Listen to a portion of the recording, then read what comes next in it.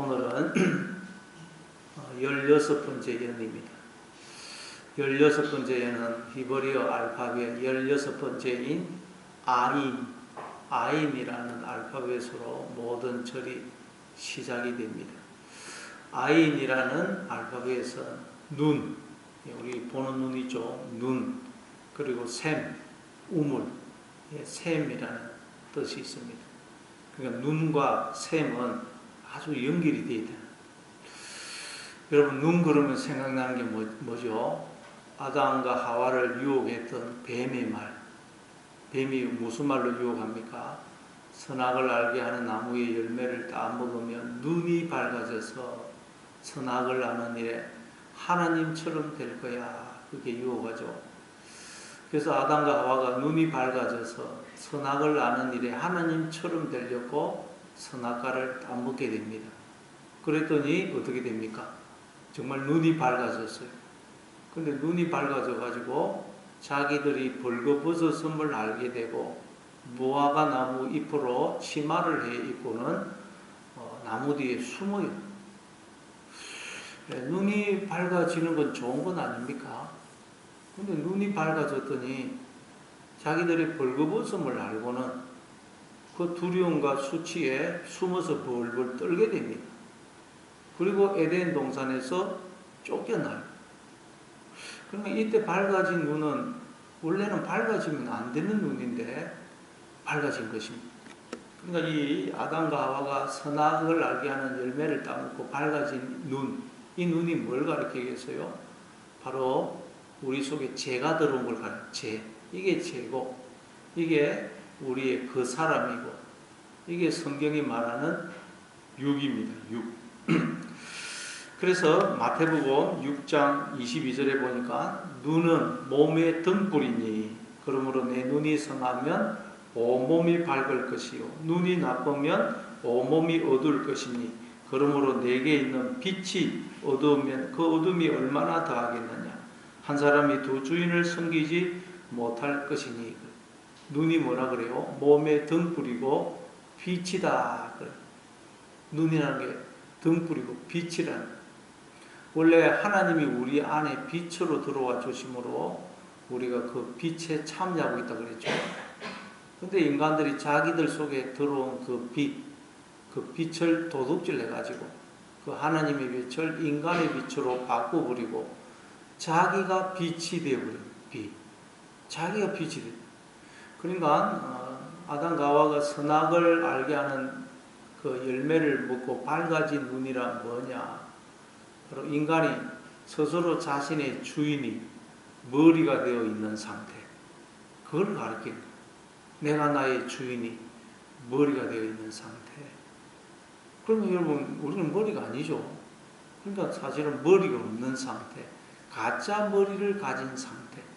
가짜 눈을 가진 상태. 그게 여러분, 진짜 눈은 없어져 버리고 우리 인간에게 가짜 눈, 그 가짜 눈으로 보고 있던 가짜 눈.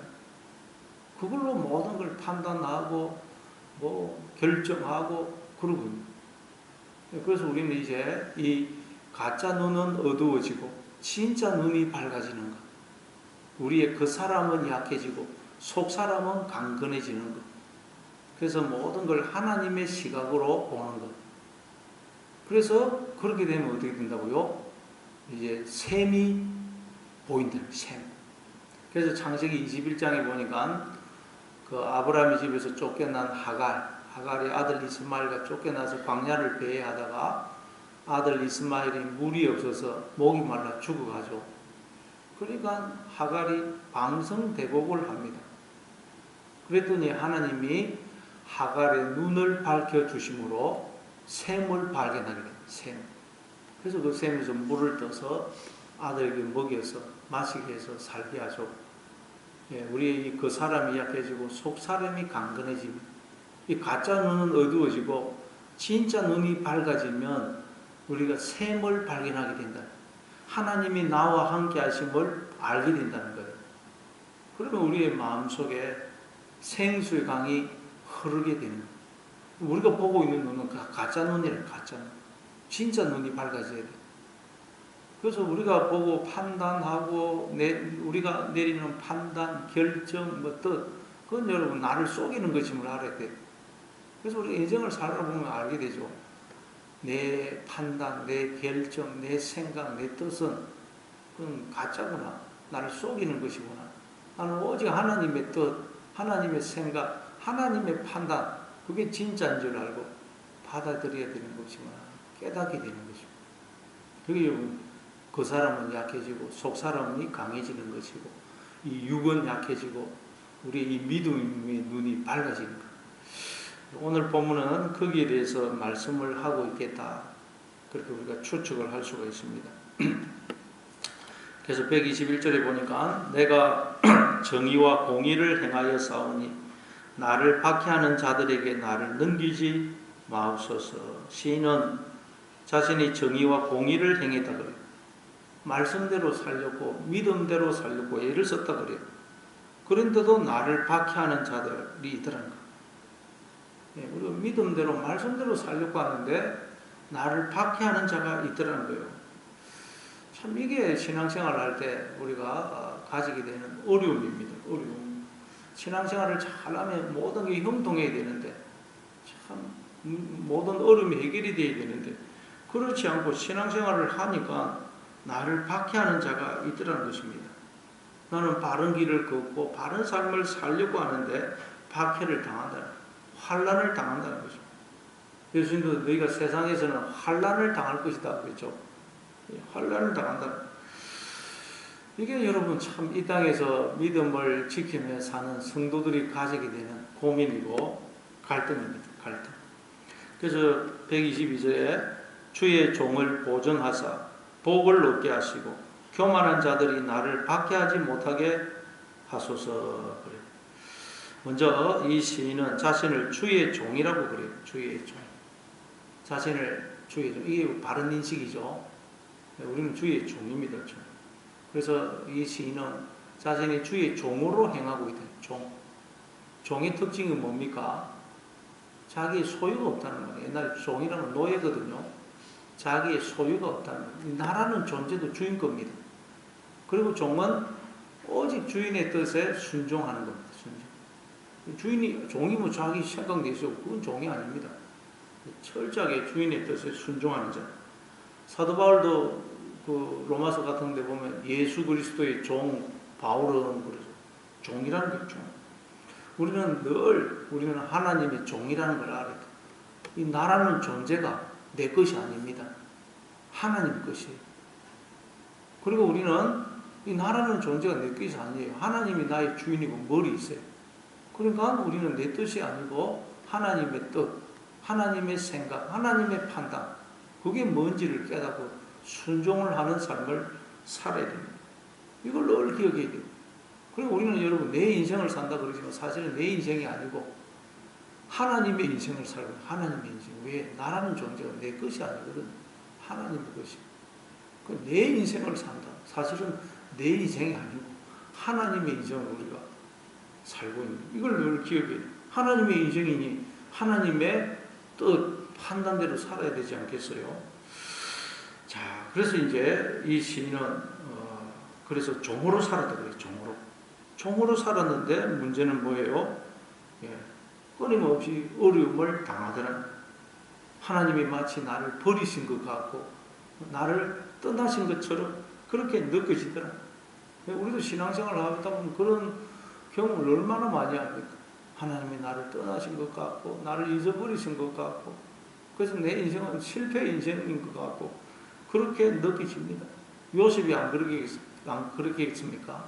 종으로 팔려가고 감옥에 들어갈 때 또 모세도 그랬을 것이고 다윗도 그랬을 것이고 대표적으로 욥이 얼마나 그렇게 그냥 울부짖습니까? 그래서 시인은 뭐라 그럽니까? 주의 종을 보증해 달라 그래요. 보증하사 복을 얻게 하시고 교만한 자들이 나를 박해하지 못하게 해 달라 그래요.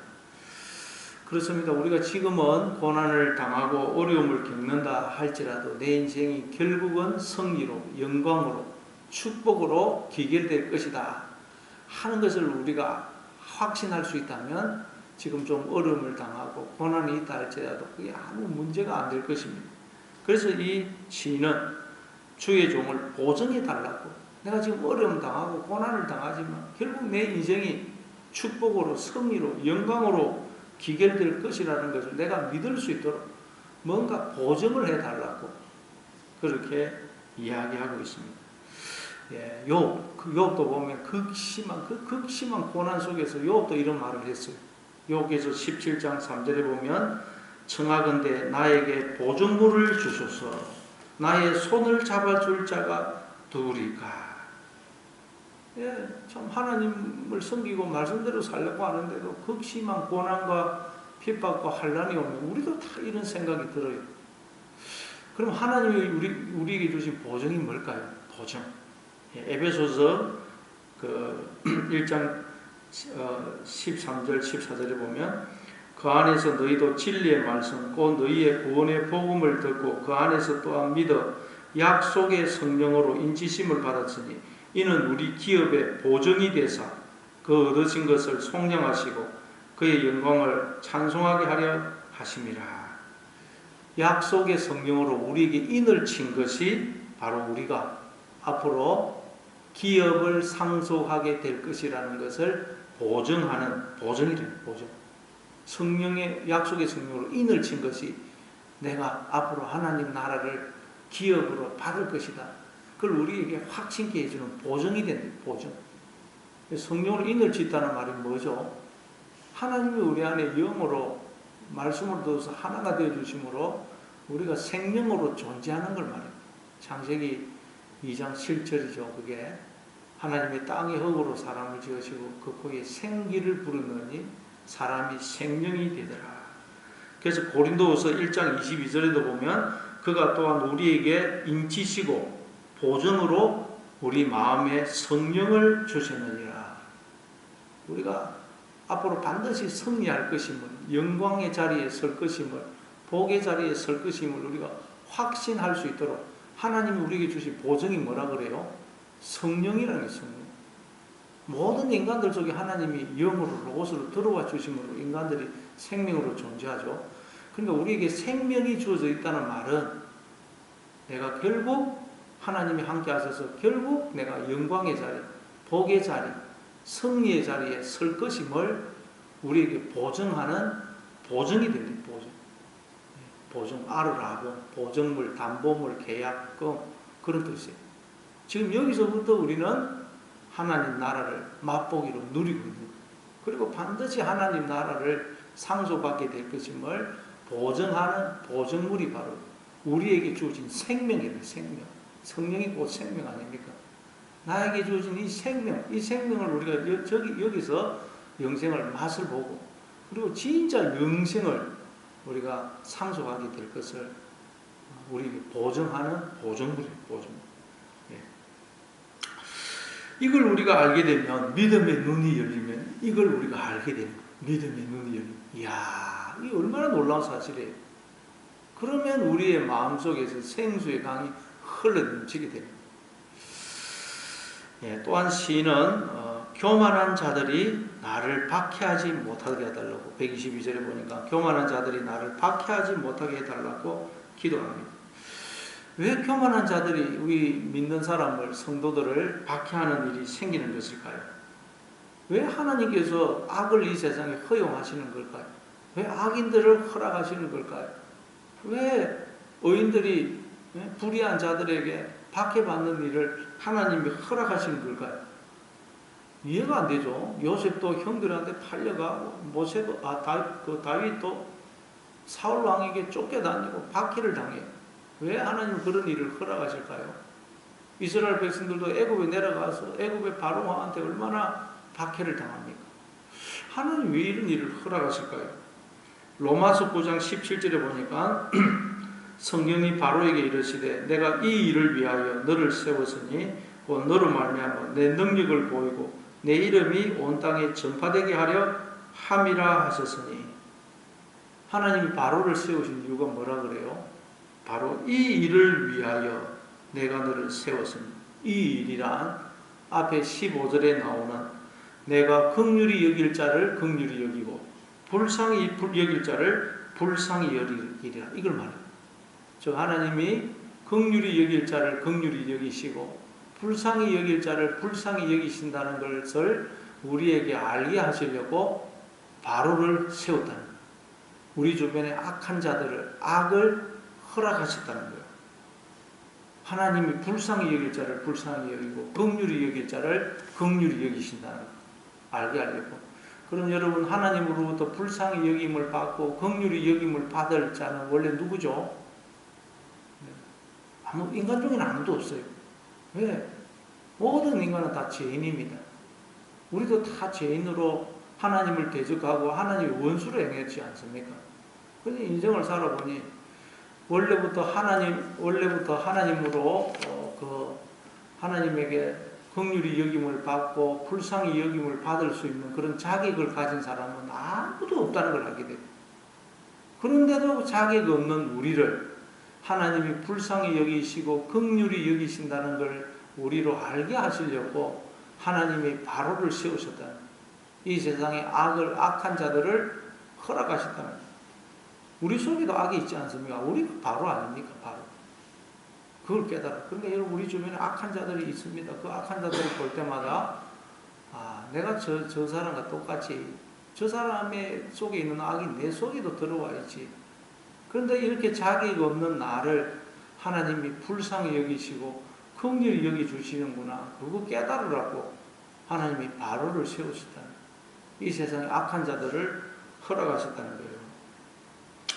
그리고 123절에 보니까 또 123절, 내 눈이 주의 구원과 주의 어로 말씀을 사모하기에 피곤하니다.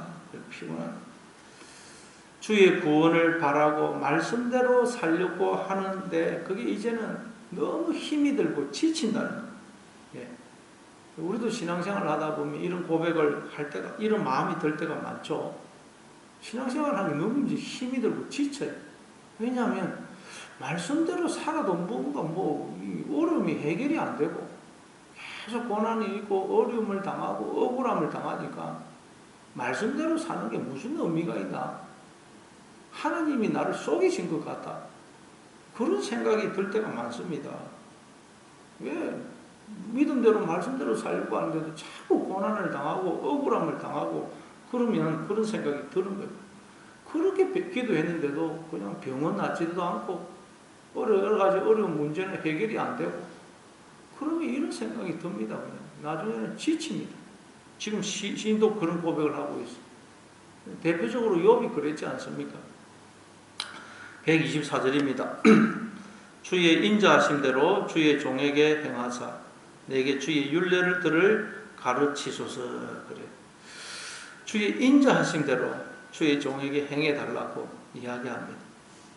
여러분 우리가 그래서 신앙생활을 하면 할수록 깨닫게 되는 게 뭡니까?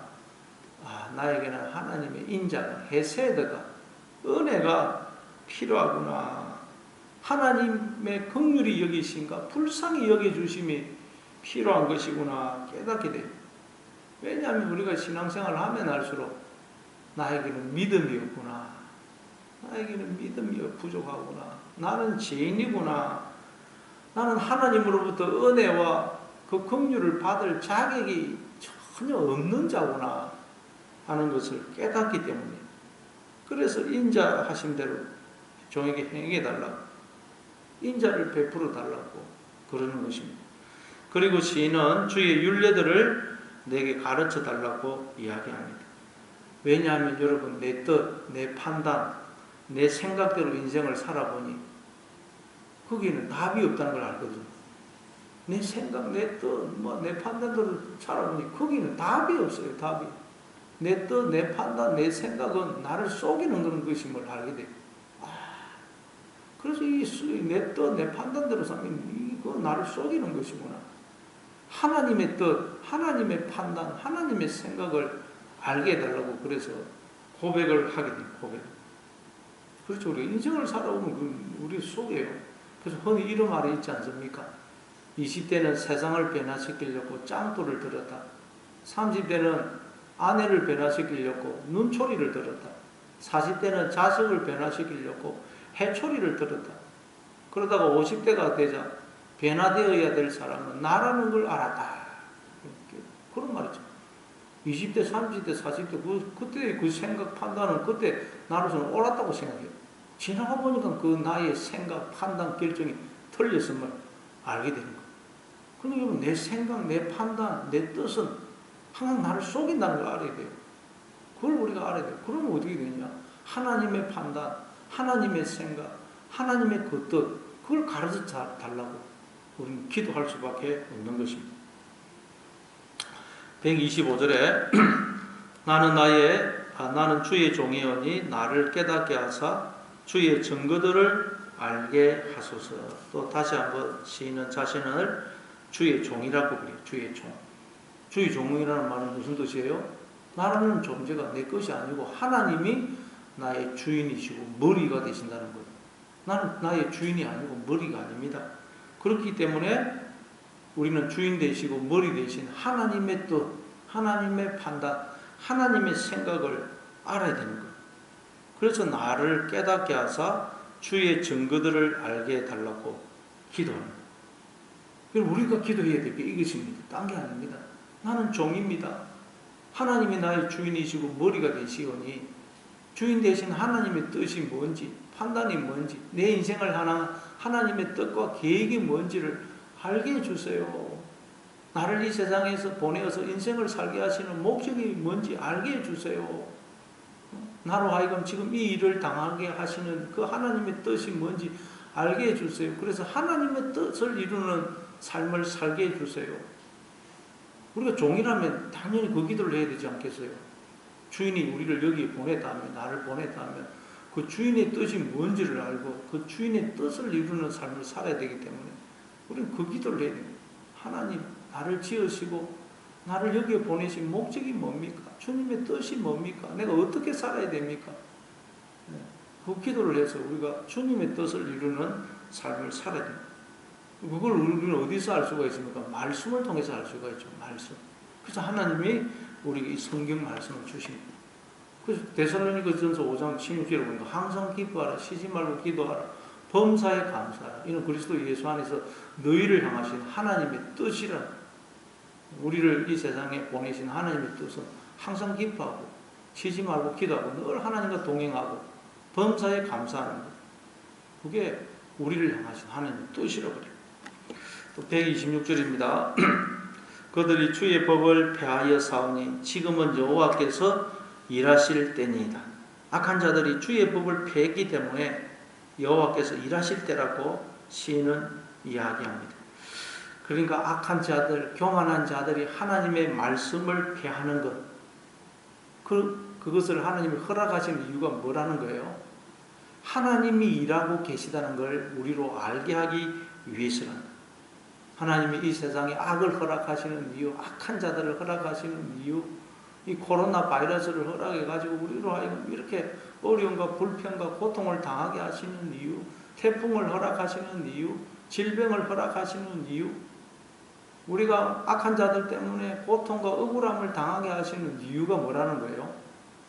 그것을 통해서 하나님이 일하고 계시다는 것을 우리로 알게 하기 위해서라는 거예요. 아, 하나님이 일하고 계시구나. 그걸 여러분 우리는 하나님의 말씀이 폐해지는 것 같은 그런 상황을 겪을수록 분명히 알게 된다.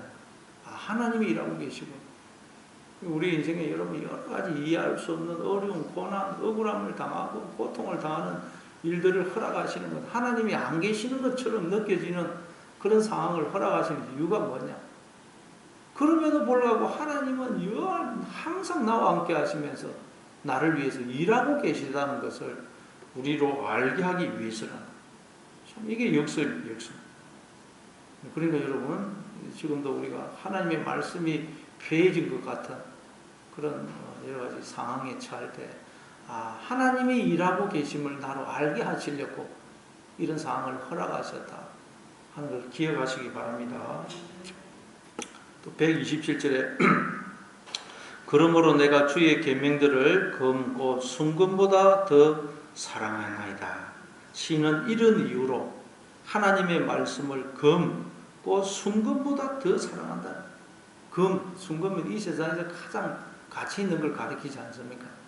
그러니까 이제 이 시인은 이 세상에서 하나님의 말씀을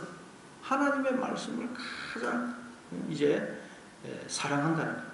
왜냐하면 하나님의 말씀을 통해서만 우리는 이 진리를 깨달을 수가 있기 때문에. 즉 하나님께서 이 세상에 악과 악인들을 허락하시는 이유, 나를 이 세상에 보내어서 인생을 살게 하시는 이유, 나를 향한 하나님의 뜻이 뭔지 그걸 우리는 오직 말씀을 통해서만 알 수가 있기 때문에 이 말씀을 금고 순금보다 더 사랑한다. 그러면 여러분 우리는 말씀을 통해서 이제는 어떻게 행해야 되겠어요?